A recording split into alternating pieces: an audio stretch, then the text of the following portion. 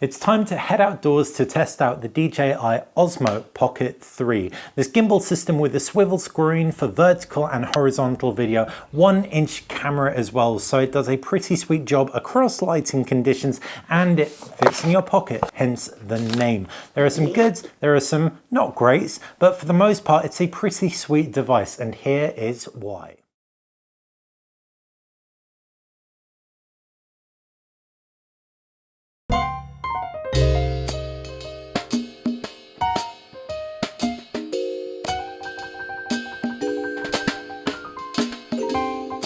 It's an overcast day in London. I'm walking around, not too bright, not too dark. It's actually pretty easy. I've not got any face tracking on, so I'm going to move the camera up. I was clipping the top of my head there. And you can see how the stabilization fares, but also the onboard microphones. There are some cars driving past, so there's a fair bit of background noise, but simultaneously it should give you a pretty representative take on how the camera stacks up in a typical environment. From my experience, it's pretty good at picking up voices, so hopefully you can hear me nice and clearly. But what I've got is the Creator Combo microphone complete with a windshield. It isn't too windy, but I'll put this on so that you can see how that stacks up. Now I'm walking with the microphone hooked up. You can see with a little dead cat to keep the wind noise at bay. Again, a little bit of background noise, but not too much. And similar amounts of handshake in terms of the way I'm walking. But mainly this little video clip is all about the audio quality. And all this, by the way, is being recorded at 4K 60 frames per second. What's really cool about this thing is if I triple tap the joystick, it's just going to swing the camera all the way around, so you can go from a vlogging view right through, spin it around again to a view of what your eyes see, back to the vlogging view. And by having an external microphone source, what I can do is effectively have the camera quite far away, because it's got like active tracking and it can effectively be a camera person. It means I can get pretty far from the camera while still having this level of audio quality, which is really, really helpful if you're a solo shooter.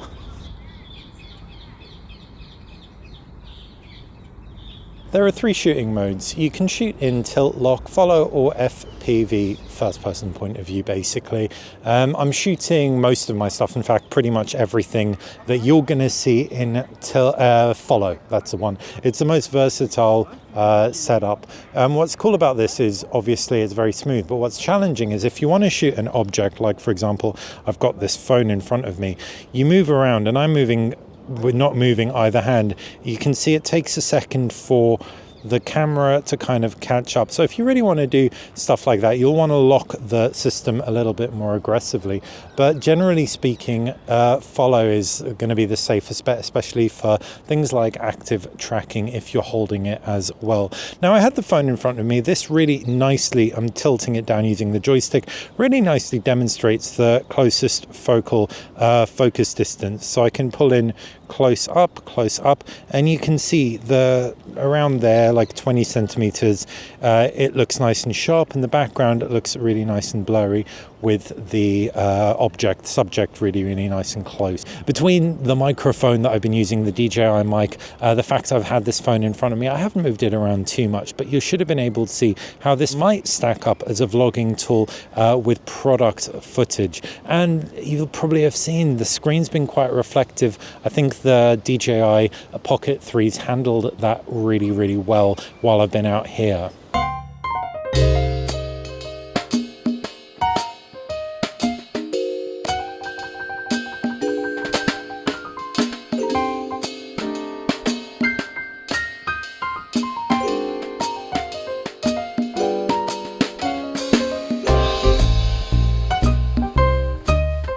When you switch from landscape to portrait orientation, it drops the resolution from 4K to 3K.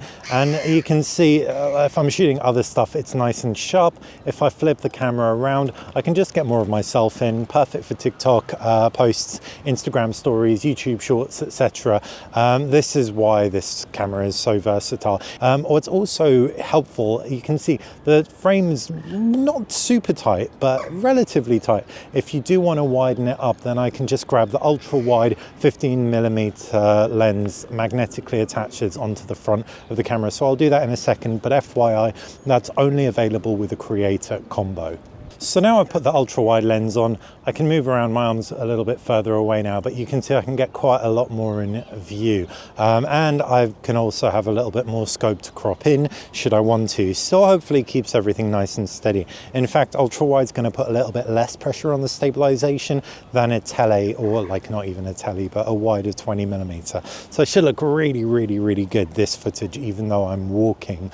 If the lights drop, and it's not super bright now, what I've really noticed about the DJI Osmo Pocket 3 versus smartphones versus action cameras, those micro jitters that you see when you've got electronic stabilization at play, the mechanical stabilization kind of zaps them, which is ace. So between the two focal lengths, both optical but not necessarily native, the 20mm native, 15mm ultra wide with that clip-on lens, and this kind of stabilized looking footage, which is seriously good quality, for vlogging, it kind of makes no sense not to go with something like this. I haven't seen anything better than this, but if you have, please do let me know in the comments section. Again, I've got the windshield on here. It's all recording audio from here at the moment, but the onboard microphones, especially indoors, are just so good at picking up voices. I've taken off the ultra wide lens and I can pan around a little bit. Obviously with the panning, you've got the joystick and you can also move. Both will look smooth enough. You can change the speed of the joystick as well. Can pan down. Got some nice cute ducks in front of me. What I can also do, I can pan all the way to the point I actually get my knuckle in frame. So it's a pretty wide field of view. What's also very cool is the panorama mode for photography is exceptional at capturing I think roughly 16 megapixel super wide field of view images. They work with the magnetic lens or without the magnetic lens, so you can go super wide, or as I'm going to do now, show you a default native panorama.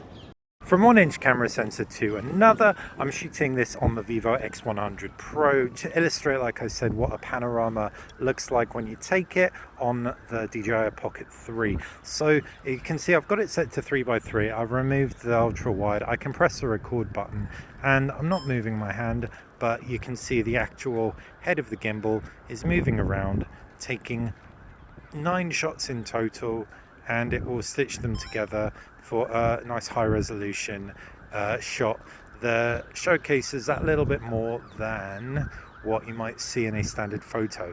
When it comes to photography, it's worth also saying that the DJI Pocket 3 is not my favorite. It's not going to best smartphones like indeed the Vivo X100, the Oppo Find N3.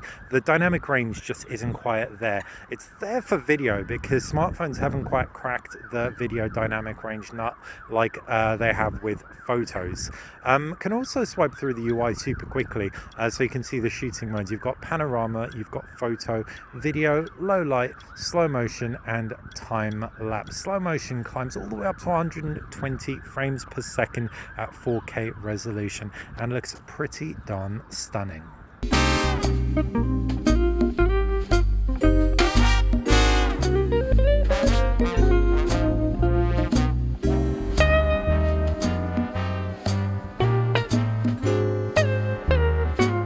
Another thing that's pretty cool about this, and I have to record on another device, is closing it up, only because if you've not used a little gimbal like this before, it's pretty robotic and sweet.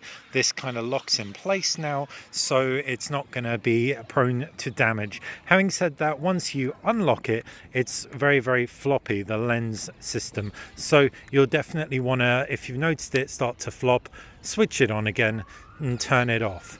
For that reason, you may want a pocket or a bag or something with a little bit of a side compartment for this, because as soon as it gets dislodged, the lens becomes a little bit more susceptible to damage.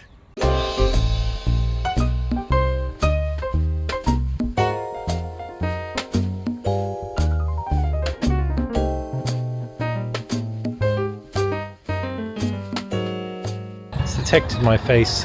I can move around and can move around, and it's still locking on pretty nicely onto my face right there.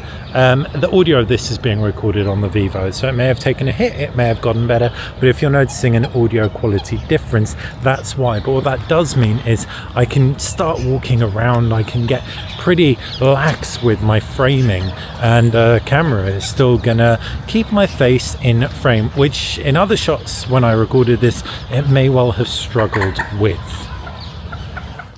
With over 2 hours of battery life as well, I've been so impressed with using this at events. I took it to a Huawei event. I did a little speed sketch, nothing amazing, didn't have a huge amount of time, but I didn't have to worry about charging the device. And again, if you pick up the Creator combo, you get the battery kit as well. So a clip-on battery adapter, which also has a tripod thread at the bottom.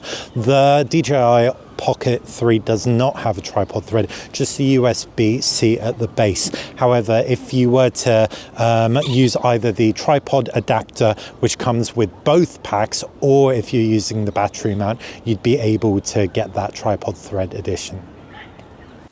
A couple of things I didn't talk about when out and about was the app experience. Now, I really like it. I like DJI Mimo for the most part. I don't like that it forces you to sign up or else you can't use the camera. That's pretty shifty. It's also annoying that you have to sideload the app. You can't download it through the Google Play Store, though if you've got an iPhone, it is available through the Apple App Store. Generally speaking, though, the app does work really reliably, gives you a live view on a nice big screen, really great for subject tracking, especially if you're far away from your gimbal. In addition, your phone screen is going to be more usable than the 2-inch touch display on this thing. So if you want to draw around an object, it'll be much more accurate. And so to all intents and purposes, even if it isn't perfect, the app experience is strong. It's also really handy that you can use the Pocket 3 as a webcam. I understand it's a little bit overkill, but with that 1-inch sensor and the fact you can crop in on the device itself, it gives you stacks of control over angle right through to framing. Really like it. So that's been a review of the DJI Osmo Pocket 3 shot on the DJI Osmo Pocket 3 with a few little bits from other devices. Now it's just really testament to how good this thing is. As a tech review, I got sent it for a week, I reviewed it for Stuff magazine, and then I went out and bought one. Doesn't happen very often. If it did, I would be broke, but it happened in this instance, and that's because for me, I really want shooting video to be as easy as possible, and I want the quality to be as good as possible. I also really value audio, so having this external audio solution from the Creator combo is pretty important. So if you can relate to any of that, then it's probably a really good bit of kit for you. I don't know anything else that can compete on quality and size. So yes, it's expensive, but for me, and possibly for you, it could be worth it. Hopefully you enjoyed this video. If you did, click that thumbs up button, subscribe to the channel, all of that good stuff, and fire any questions that you have in the comments section below. Thanks for watching.